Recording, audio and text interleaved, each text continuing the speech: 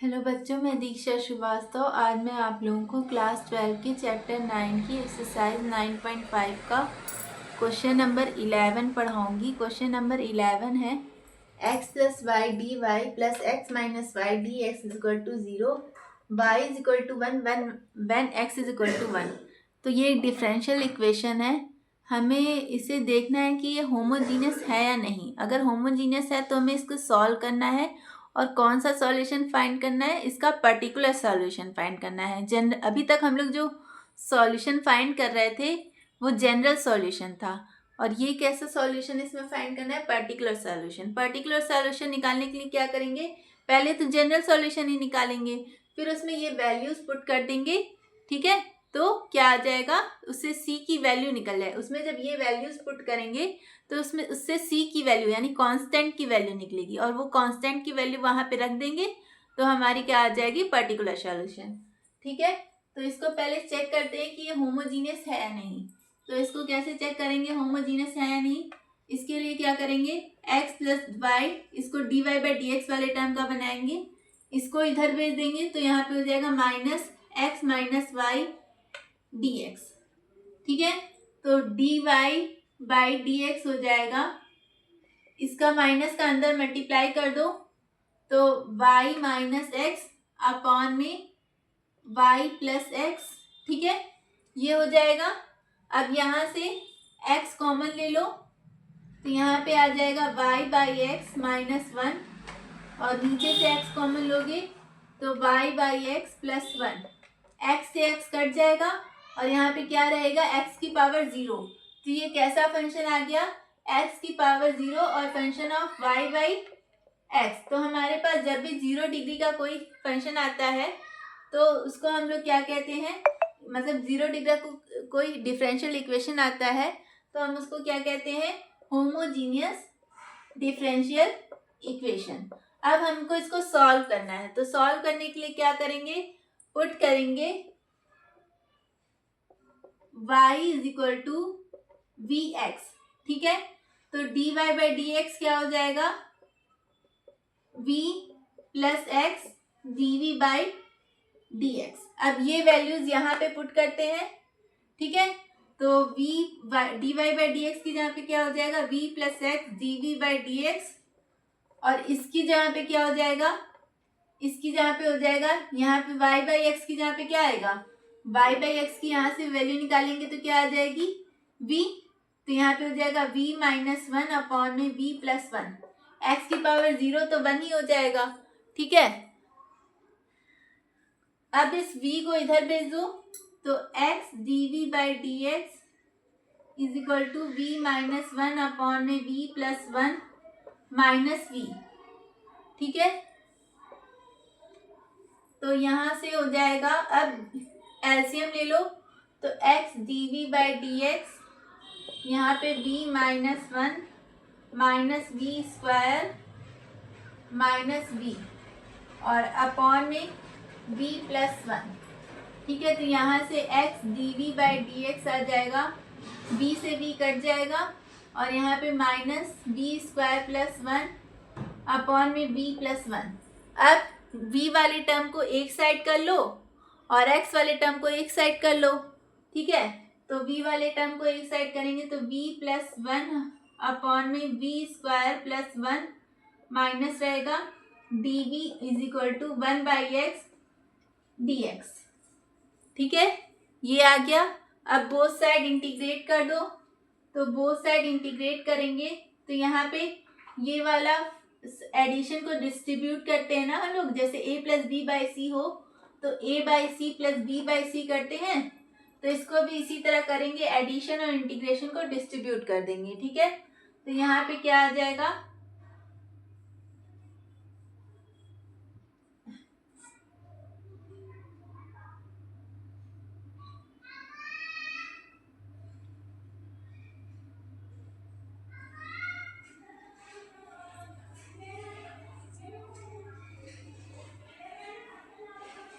ये माइनस ना इसको दे दो, यहाँ पे भी तो माइनस लगता है। ठीक है, तो यहाँ पे क्या हो जाएगा? एडिशन और इंटीग्रेशन को डिस्ट्रीब्यूट करेंगे तो v अपॉन में v square plus 1 dv 1/v² + 1 dv equal to -1/x dx। ठीक है, अब इसका इंटीग्रेशन करो। देखो ऊपर जो है उसका डिफरेंशिएशन, अरे नीचे जो है उसका डिफरेंशिएशन ऊपर है। ठीक है, क्योंकि अगर हम v² + 1 को t मानेंगे तो यहाँ से आएगा 2v, v 1 का डिफरेंशिएशन तो 0 हो जाएगा, और यहाँ पे dv = dt, यानी v dv = dt/2।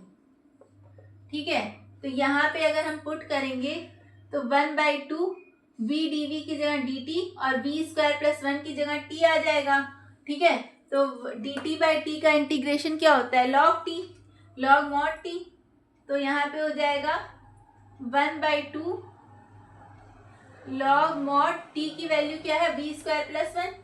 तो यहाँ पे v² + 1 हो जाएगा, और इसका इंटीग्रेशन तो सब लोग जानते हैं, 1/1 + x² का इंटीग्रेशन क्या होता है? tan inverse x। तो यहाँ पे हो जाएगा tan इनवर्स v, और यहाँ पे minus log mod x + c। ठीक है, ये हो जाएगा।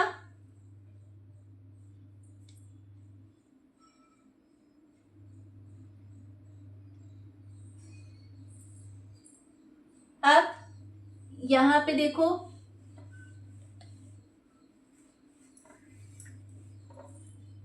यहाँ पे v की वैल्यूज पुट कर दो, तो यहाँ पे क्या हो जाएगा? 1/2 log y² v की वैल्यू क्या थी? y/x थी ना, +1, और इस log mod x को इधर लाओगे तो प्लस हो जाएगा log mod में x है, तो उसको देखो log mod x को क्या लिख सकते हैं? x को हम लोग क्या लिख सकते हैं? x² की पावर 1/2। तो जब यहाँ पे log लेंगे तो log m⁴n क्या होता है? n log m। तो यहाँ पे क्या हो जाएगा? 1/2 log x²। ठीक है, तो इसको भी इसी तरह लिख देते हैं। तो यहाँ पे हम लोग लिख देते हैं log mod x की जगह 1/2 log mod x²। ठीक है, और यहाँ पे प्लस है tan इनवर्स v = c। अब 1/2 कॉमन ले लो। ठीक है, तो यहाँ पे बचेगा log, एलसीएम लोगे तो x² + y² अपॉन में x² plus log mod x² plus tan inverse v = c। अब log m plus log n क्या हो जाएगा? log mn। तो यहाँ पे हो जाएगा 1/2 log x² + y² अपॉन में x², और mn मतलब ये इंटू में आ जाएगा, इंटू में x² plus tan inverse v = c। v की वैल्यू यहाँ पे भी पुट कर दो, y/x यहाँ पे y/x। ठीक है, तो x² से x² कट जाएगा, तो यहाँ पे आ जाएगा 1/2 log x² + y² plus tan inverse y/x = c। अब ये सिंप्लीफाई हो गया है, तो अब इसमें x = 1 एंड y = 1 पुट कर दो। ठीक है, तो जब यहाँ पे x = 1 y = 1 पुट करेंगे तो 1/2 log 1 का स्क्वायर 1 प्लस 1 का स्क्वायर 1, 1 + 1 क्या होगा? 2। यहाँ पे 1/2 log 2 हो जाएगा, प्लस यहाँ पे tan इनवर्स 1/1 यानी tan इनवर्स 1 हो गया, और tan में 1 किसकी वैल्यू होती है? π/4 की, 45 डिग्री की वैल्यू होती है ना। तो यहाँ पे क्या आ जाएगा? π/4 = c, यानी c की वैल्यू हमारी ये आ गई। ठीक है, अब ये c की वैल्यू उठा के यहाँ पे रख दो। तो यहाँ पे जब रखोगे तो क्या आ जाएगा? 1/2 log x² + y² plus tan inverse y/x = 1/2 log 2 plus π/4। ठीक है, तो ये हमारा पर्टिकुलर सॉल्यूशन हो गया।